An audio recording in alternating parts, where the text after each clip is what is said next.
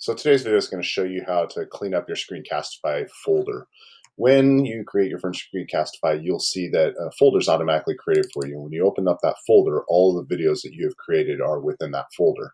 In a previous video, I showed you how to make folders. So I strongly suggest that you create a bunch of folders within your Screencastify.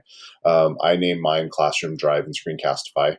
And so I could go through here and just click and drag. And so I have this one is about Classroom, so I'm going to drop that into Classroom.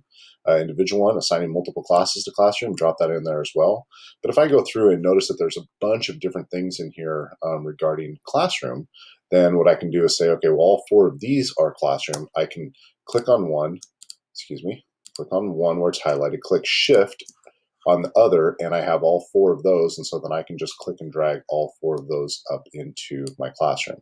And therefore, once your Screencastifies are going through, you'll also notice that when you make mistakes, like I have here, all of these untitled ones are ones that I made mistakes and I don't want anymore. So I would go through and delete those, and I could right click and I could hit remove, or I can click on all of them and hold the shift button and click on the last one. You can see all of the untitles are highlighted. I can right click on that and remove that, and all of those get deleted as well.